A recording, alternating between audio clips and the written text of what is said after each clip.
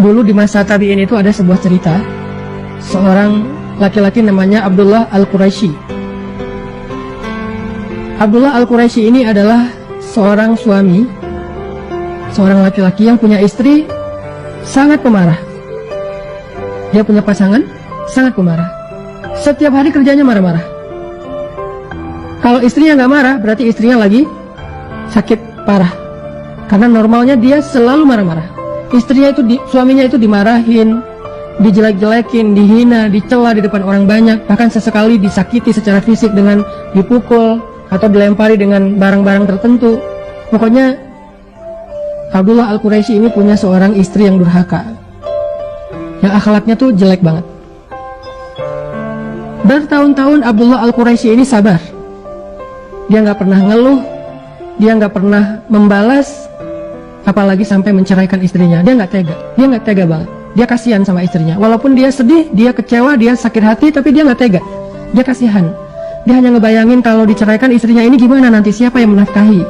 Dan adakah laki-laki yang mau memiliki istri kayak gini? Makanya dia nggak tega untuk menceraikan. Bertahun-tahun dia sabar. Sampai satu hari dia udah nggak tahan lagi, karena mungkin ini puncaknya, mungkin ini istrinya kali ini marahnya luar biasa. Sampai akhirnya Abdullah Al-Quraisy udah nggak tahan dengan istrinya. Dia pun pergi dari rumah. Dia pergi dari rumah untuk menenangkan diri dan menguatkan hati untuk memutuskan apakah bertahan atau menceraikan istrinya. Untuk sampai kepada keputusan itu dia perlu menyendiri. Dia perlu memikirkan matang-matang. Dia perlu berdoa kepada Allah. Akhirnya dia pergi dari rumah.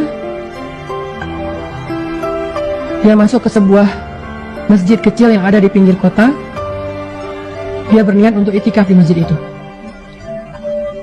Ketika dia masuk ke dalam masjid tersebut, dia melihat ada dua orang laki-laki di dalam masjid itu juga sedang beritikaf, tapi mereka musafir. Jadi pada masa dulu masjid itu terbuka 24 jam. Dan banyak sekali musafir yang singgah dan istirahat di masjid. Jadi masjid bisa jadi seperti semacam guest house. Dia masuk ke masjid itu, dia mendapati ada dua laki-laki sedang itikaf juga di sana, sedang berzikir, sholat, ibadah. Maka Abdullah Al-Quraisy ikut ibadah di situ. Pada hari Senin, waktu itu mereka berpuasa. Pas sore hari menjelang waktu berbuka, dua orang laki-laki tadi berbicara. Salah satunya bertanya, kita makan apa ya nanti berbuka? Kata temannya, saya nggak bawa makanan, persediaan makanan saya sudah habis. Kalau gitu kita berdoa aja kepada Allah agar Allah mendatangkan untuk kita makanan. Karena mereka musafir, nggak kenal siapa-siapa, akhirnya mereka berdoa kepada Allah. Setelah berdoa, tiba-tiba datanglah makanan pemberian dari tetangga masjid. Satu porsi makanan yang kemudian mereka bagi bertiga, mereka makan. Mereka kenalan, mereka bagi makanan itu, mereka makan. Lalu hari kedua berlalu, mereka juga seperti itu. Kemudian pas sore hari mereka lapar, malam hari mereka lapar, mereka berdoa, ya Allah, kami lapar belum makan seharian. Akhirnya datang lagi tetangga memberi mereka makanan satu porsi untuk dibagi bertiga. Hari ketiga, dua orang laki-laki tadi bilang, ini adalah giliran kamu yang berdoa kepada Abdullah Al-Quraisy. Berdoalah supaya Allah memberikan kita makanan. Di malam hari, ketika mereka udah lapar banget, Abdullah Al-Quraisy berdoa, ya Allah, beri saya makanan, beri kami makanan. Sehingga akhirnya setelah Abdullah Al-Quraisy berdoa, tiba-tiba banyak orang datang ke masjid memberi makanan. Satu persatu datang, ini makanan untuk kalian. Datang orang kedua, orang ketiga, orang keempat, terus datang memberi mereka makanan sampai akhirnya makanannya berlimpah. Dua laki-laki yang pertama tadi kaget, loh, banyak sekali makanan. Siapa orang yang soleh ini ketika dia berdoa sampai Allah memberikan rezeki yang sangat berlimpah? Akhirnya karena makanannya kebanyakan, mereka bagi-bagi lagi ke tetangga. Di malam hari, ketika mereka, keesokan hari ketika mereka udah selesai sholat subuh, mereka bertanya kepada Abdullah Al-Quraisy, ya Fulan, kenapa ketika engkau berdoa kepada Allah, Allah mendatangkan kita rezeki yang sangat berlimpah? Siapakah engkau? Siapa namamu? Abdullah Al-Quraisy kemudian menjawab, nama saya Abdullah. Mereka mengatakan, Abdullah siapa? Orang memanggil saya Abdullah Al-Quraisy. Akhirnya mereka kaget, mereka saling menatap, lalu mereka mencium tangan Abdullah Al-Quraisy dan mereka menceritakan cerita mereka. Mereka bilang, "Wahai Tuan, ya Syekh, kami ini berdua adalah orang yang sedang belajar ilmu hikmah. Kami berdoa kepada Allah, ya Allah tuntun kami untuk bertemu dengan seorang guru yang bisa mengajarkan kami hikmah. Seorang guru yang bisa mengajarkan kami tentang sabar. Seorang guru yang bisa mengajarkan kami tentang akhlak yang baik." Kami terus berdoa. Tapi tiba-tiba setelah sekian kali berdoa, kami bermimpi. Di dalam mimpi itu kami bertemu dengan seorang laki-laki yang mengatakan, "Pergilah kalian ke kota Mekah dan carilah seorang laki-laki yang bernama Abdullah Al-Quraisy. Sesungguhnya dia orang salih. Dia bukan ahli ibadah, tetapi dia adalah orang yang sangat sabar terhadap istrinya, dan Allah ridho kepada kesabarannya, sehingga Allah mengangkat derajatnya menjadi orang-orang yang mulia. Akhirnya kami pun berangkat ke kota ini, ke kota Mekah untuk mencari engkau ya Syekh, ingin belajar darimu. Mimpi saya dengan mimpi saudara saya ini sama. Kami disuruh untuk belajar kepada seorang laki-laki bernama Abdullah Al-Quraisy yang disebut sebagai seorang laki-laki penyabar terhadap istrinya. Apakah Anda yang dimaksud dalam mimpi kami?" Abdullah Al-Quraisy kemudian menangis. Dia merasa bahwa dia mendapatkan jawaban yang dia cari. Ketika dia hampir berputus asa terhadap istrinya, dia mendapatkan jawaban yang dia cari. Sehingga dia pulang ke rumahnya dalam keadaan gembira, dalam keadaan semangat. Dia pulang ke rumahnya mencari istrinya. "Ya fulana, ya zaujati, di mana istriku, di mana istriku?" Dia mencari istrinya. Setelah beberapa hari dia tinggalkan, ketika dia datang ke rumah, sampai di rumahnya dia melihat banyak orang berkerumun di rumahnya. Dia masuk ke dalam rumahnya, dia bertanya, "Di mana istri saya?" Semua orang diam. Ketika dia sampai di dalam rumahnya, dia melihat istrinya sudah wafat. Menangis Abdullah Al-Quraisy mengetahui istrinya sudah wafat. Padahal tadi dia meninggalkan istrinya karena udah gak kuat dengan omelan istrinya. Hampir berputus asa dan ingin menceraikan istrinya. Tetapi setelah dia tahu hikmah dari kesabarannya, dia merasa beruntung punya istri yang suka ngomel, istri yang pemarah.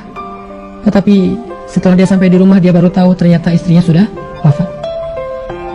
Apa hikmah dari cerita ini, teman-teman? Hikmah dari cerita ini adalah kadang kita melihat pasangan kita yang penuh dengan kekurangan itu sebagai sebuah musibah.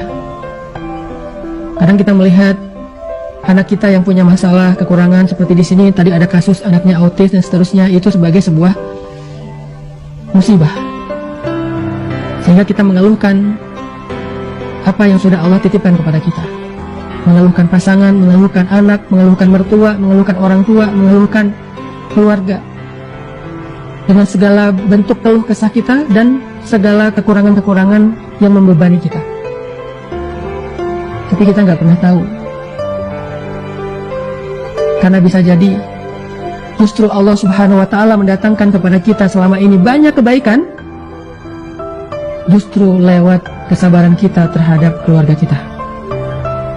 Kita nggak pernah tahu. Bisa jadi selama ini karir kita itu bagus karena Allah melihat kesabaran kita di rumah.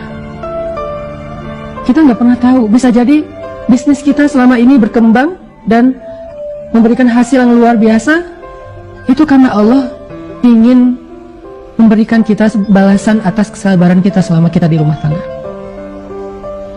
Kita nggak pernah tahu.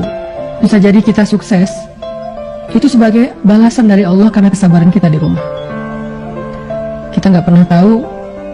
Bisa jadi banyak dari kebaikan hidup kita itu datangnya lewat kesabaran kita terhadap orang-orang yang ada di dekat kita.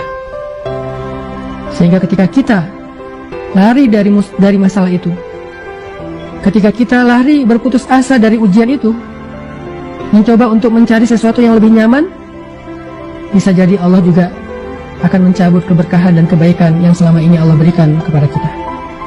Kita nggak pernah tahu. Itulah kenapa Allah Subhanahu wa Ta'ala berfirman, "Fa inna ma'al usri yusra." Inna ma'al usri yusra. Sesungguhnya bersama kesulitan ada kemudahan. Bersama kesulitan ada kemudahan. Bersama istri yang suka ngomel, Allah datangkan kemuliaan. Bersama seorang anak yang punya kebutuhan khusus, Allah datangkan rezeki. Bersama suami yang pemarah, Allah datangkan kemuliaan. Seperti Allah memuliakan Asiyah karena suaminya. Kalau Asiyah tidak punya suami seperti Firaun, lalu dia bersabar atas kedurhakaan suaminya, mungkin Asiyah tidak menjadi perempuan yang istimewa. Bisa jadi Sayyidah Maryam, kalau tidak diuji dengan punya anak tanpa punya suami, lalu dihujat, dicela, dihina, dibully oleh masyarakatnya, mungkin Sayyidah Maryam tidak menjadi perempuan istimewa. Kalau Sayyidah Aisyah tidak diuji dengan sifat cemburu yang luar biasa terhadap istri-istri Nabi yang lain, mungkin Sayyidah Aisyah tidak menjadi perempuan istimewa. Sayyidah Fatimah, kalau tidak diuji dengan seorang suami yang miskin seperti Ali, udah miskin, sibuk pula untuk berdakwah sehingga dia tidak memberikan nafkah yang cukup buat Fatimah. Berkali-kali Fatimah merasa berat untuk menafkahi dan membesarkan anak-anaknya sendiri, sedangkan Ali sibuk sering keluar kota untuk berdakwah. Mungkin Fatimah tidak akan menjadi perempuan istimewa. Bisa jadi keistimewaan yang kita dapatkan dalam hidup selama ini, apakah itu rezeki, karir, kemuliaan, kehormatan, yang pastinya keistimewaan di dalam pandangan Allah, bisa jadi semua itu kita dapatkan bersama dengan kesulitan yang Allah berikan dalam kehidupan kita. Bisa jadi semua kebaikan hidup yang selama ini kita rasakan datangnya melalui ujian-ujian yang selama ini kita rasakan. Fa inna ma'al usri yusra. Inna ma'al usri yusra. Makanya belajar dari Abdullah Al-Quraisy, bersabarlah terhadap pasangan kita. Teruslah meminta kepada Allah agar Allah memberinya petunjuk, agar Allah memberinya hidayah. Bersabarlah terhadap anak kita. Jangan berputus asa, karena Allah yang maha menyembuhkan, Allah yang maha memberikan petunjuk, Allah yang maha mengubah segala sesuatu. Kun fayakun. Jangan berputus asa. Lihatlah di sekeliling kita. Bukankah nikmat yang Allah berikan kepada kita lebih besar daripada ujian? Sehingga ketika Nabi merasa sedih karena kehilangan putra kesayangannya, Allah Subhanahu wa ta'ala berfirman, Inna a'tainakal kautsar. Al-Kautsar, nikmat yang sangat banyak. Allah ingin kepada Nabi, Allah ingin Nabi itu melihat nikmat yang ada di sekitar beliau, dalam kehidupan beliau jauh lebih besar, lebih banyak daripada ujian yang Allah berikan kepada beliau. Dan nikmat yang paling besar yang Allah berikan kepada beliau adalah nikmat risalah, nikmat kenabian, nikmat dijamin masuk surga, nikmat menjadi kekasih Allah satu-satunya di antara manusia yang disandingkan namanya dengan nama Allah, Al-Kautsar. Maka cobalah kita lihat di sekeliling kita, dalam kehidupan kita. Bukankah selama ini kita mendapatkan banyak kebaikan dari Allah? Lalu coba tanya ke hati kita, kebaikan yang kita dapatkan itu karena alasan apa Allah berikan kepada kita? Ibadah kita sedikit, kenapa Allah berikan kita kebaikan? Dosa-dosa kita banyak, dosa-dosa kita di masa lalu berlimpah, kenapa Allah masih kasih kita kebaikan? Apa alasan Allah ngasih kita kebaikan selama ini dalam hidup? Coba kita tanya. Bisa jadi jawabannya, alasan Allah memberikan kita kebaikan selama ini dalam hidup adalah karena kita masih bersabar menghadapi ujian-ujian.